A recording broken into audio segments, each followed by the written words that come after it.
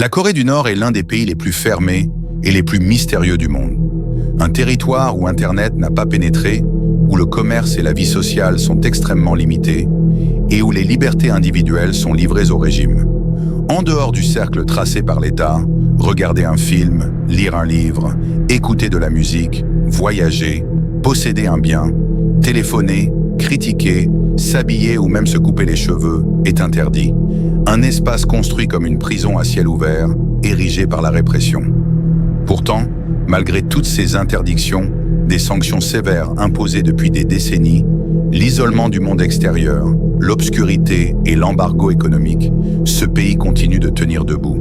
Dans des conditions qui paraissent impossibles, il construit encore de nouveaux logements, développe des ogives nucléaires, lance des satellites, et par-dessus tout, il défie le monde entier, en particulier la superpuissance américaine. Mais d'où la Corée du Nord tire-t-elle ce courage? D'où vient cette confiance en soi? Où trouve-t-elle la puissance économique nécessaire pour entreprendre des actions aussi ambitieuses? À la fin des années 1970, un organisme secret voit le jour à Pyongyang, la capitale, la salle 39. Officiellement, il ne s'agissait que d'un simple bureau. En réalité, c'était destiné à devenir le mécanisme le plus sombre et stratégique du régime nord-coréen. Créé par Kim Il-sung, fondateur et premier dirigeant du pays, la salle 39 avait un objectif clair: fournir de l'argent à la dynastie Kim, contourner les sanctions internationales et maintenir le pays en vie sans étouffer le régime. Connu officiellement sous le nom de Bureau 39 du Comité central du Parti des travailleurs de Corée, cette structure est décrite dans la littérature mondiale comme la main invisible de l'empire de la peur. Son emplacement exact est inconnu, son existence absente des documents officiels, mais elle est depuis toujours le cœur de l'économie clandestine de la Corée du Nord. Héritée par Kim Jong-un de son grand-père, cette caisse noire dynastique a pour mission de faire entrer des devises étrangères dans le pays par des voies illégales. Impression de faux dollars, trafic de drogue, blanchiment d'argent, contrebande d'or, de charbon, d'armes, de médicaments, de cigarettes. Depuis près de 50 ans, elle alimente les caisses du régime. C'est la preuve silencieuse mais nette qu'un État qui semble à l'extérieur en ruine est en réalité maintenu en vie par une économie parallèle. Chaque année, cette organisation occulte génère des milliards de dollars. Mais cette fortune ne va ni aux écoles, ni aux hôpitaux, ni aux tables du peuple. Elle est utilisée pour contourner les sanctions, maintenir l'isolement du pays et intimider le monde. C'est avec cet argent que l'on organise de gigantesques parades militaires, que l'on lance des satellites et que l'on effectue des essais de missiles balistiques. Pendant ce temps, la population survit dans les rues sans électricité, nourrie de rations distribuées par l'État. Le royaume des solitaires, comme certains l'appellent, est aujourd'hui considéré comme l'un des régimes les plus ironiques, les plus répressifs et les plus exceptionnels au monde. Dans ce pays, pauvreté et luxe, secret et propagande coexistent. Bien qu'ils paraissent isolés du monde, ils s'infiltrent discrètement dans les veines du système global. Comment ? Découvrons-le en commençant par mieux comprendre ce pays. La République populaire démocratique de Corée, communément appelée Corée du Nord, a une superficie 3 fois plus grande que la région de Konya en Turquie et une population d'environ 25 millions d'habitants, équivalente à celle d'Istanbul, Izmir et Bursa réunies. Ce petit pays exerce pourtant une influence énorme sur la scène internationale. Dirigé par un système à parti unique, officiellement socialiste, il fonctionne également comme une monarchie héréditaire. Depuis 3 générations, le pouvoir est entre les mains de la dynastie Kim. Aujourd'hui, à sa tête se trouve l'iconique Kim Jong-un. Le pays est le théâtre d'un contraste saisissant.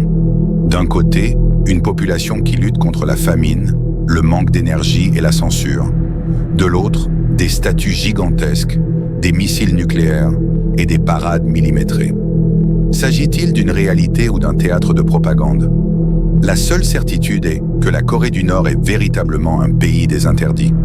De nombreux exemples l'illustrent. Les jeans sont interdits car symbole de l'impérialisme américain. Les mini-jupes et vêtements moulants sont proscrits. Les coiffures sont limitées à 10 modèles pour les hommes et 18 pour les femmes. Les pratiques religieuses sont bannies. car l'État se présente comme la seule divinité à travers la famille Kim. Les protestations, grèves, liberté d'expression ou apprentissage non autorisé de langues étrangères sont passibles de lourdes sanctions. Une parole déplacée contre le dirigeant peut entraîner la condamnation de toute une famille sur 3 générations, envoyée dans des camps de travail à vie. Les sanctions internationales aggravent encore la situation. L'ONU, l'Union européenne, les États-Unis, la Corée du Sud et le Japon imposent des embargos sur de nombreux produits, armes, énergie, produits de luxe, ressources agricoles. Pourtant, malgré cette asphyxie économique, le pays survit. La clé est la Salle 39. Cette organisation secrète dispose d'une incroyable diversité de sources de revenus illégaux. Trafic d'armes, acteur majeur du marché noir depuis la guerre Iran-Irak dans les années 1980. La Corée du Nord continue de fournir armes et missiles à travers des réseaux complexes, souvent dissimulés via des cargaisons diplomatiques. Des saisies spectaculaires, 35 tonnes d'armes en Thaïlande en 2009, 24 000 lance-roquettes en 2016, exportation massive vers la Russie en 2024, montrent l'ampleur du trafic. Programme nucléaire. Bien que limité en nombre, l'arsenal nord-coréen est l'un des plus imprévisibles et les missiles balistiques intercontinentaux sont capables d'atteindre les États-Unis. Ce pouvoir nucléaire sert autant d'armes de dissuasion que de levier politique. Drogue.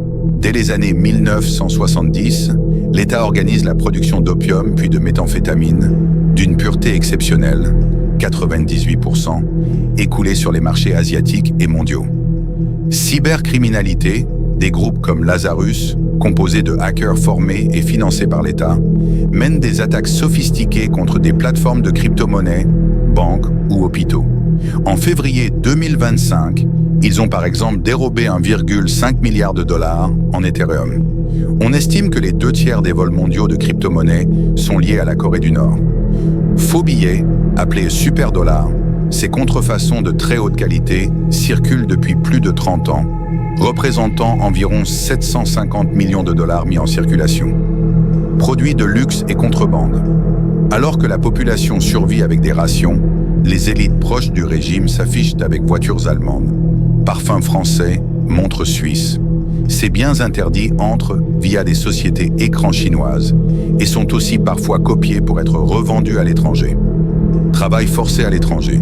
Des dizaines de milliers de Nord-Coréens sont envoyés en Russie, en Chine, au Moyen-Orient ou en Europe de l'Est pour travailler dans des conditions proches de l'esclavage. Leurs salaires sont confisqués à 80% par l'État.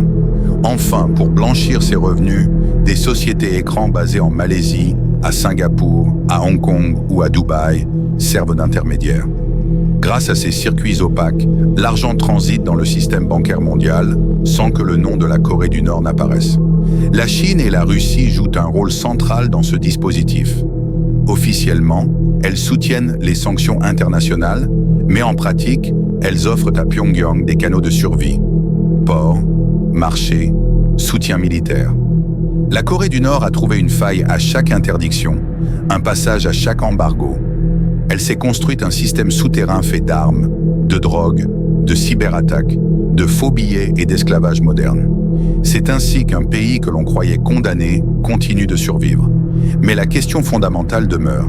Qui ce système maintient-il en vie? La réponse est claire. Une seule famille, une seule dynastie. Pendant que le peuple souffre en silence, affamé, oppressé et terrifié, le régime prospère grâce à l'indifférence du monde. La Corée du Nord n'apparaît pas en tendance sur les réseaux sociaux. Elle ne fait pas descendre les foules dans les rues. Le silence mondial est son oxygène. Car plus le monde se tait, plus l'oppression se renforce. Alors posez-vous la question. Dans ce pays où naître est déjà parfois un crime, qui est vraiment perdant? Le peuple? Le monde? Ou bien la conscience humaine?